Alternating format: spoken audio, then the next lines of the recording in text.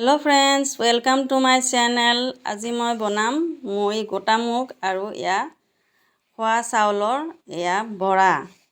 ইয়াতে মই মুগ তিয়াই থৈছিলোঁ 4-5 ঘণ্টা আৰু এমুঠি চাউল লৈছোঁ, তিয়াই থৈছিলোঁ একেলগে। জলকীয়া দিছোঁ, কেঁচা জলকীয়া 2টা আৰু আদা কাটি দিছোঁ টুকুৰা টুকুৰকৈ। এতিয়া মই এইখিনি মিক্সিত মাৰি ল'ম, মিক্সাৰ জাৰত। এনেকুৱা হৈছে, চাওক মিহিন কৰিব। এতিয়া ইয়াতে মই এতিয়া কেঁচা পিঁয়াজ কাটি দিছোঁ।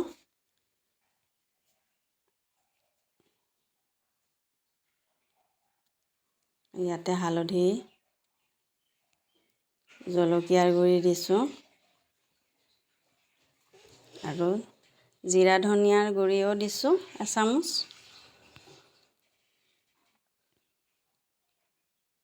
আৰু নিমখ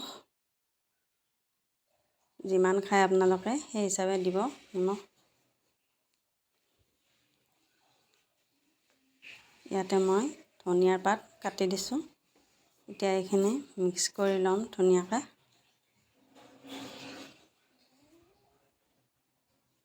এনেকুৱাকৈ মিক্স কৰি ল'ব, অলপ পানী দিব।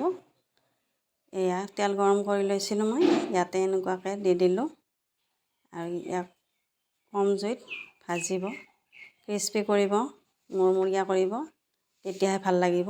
আৰু এই বৰাটো গৰমাই গৰমাই খাব, বহুত সোৱাদ লাগে। যদি আপোনালোকৰ এই ৰেচিপিটো ভাল লাগে তেতিয়াহ'লে এটা কমেণ্ট কৰি জনাব, আৰু যদি বেয়াও লাগে তেতিয়াহ'লেও কমেণ্ট কৰি জনাব, ভাল লাগিব মোৰ।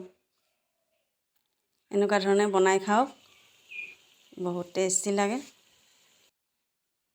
দেখিছেনে কি ধুনীয়া হৈছে। Bye bye.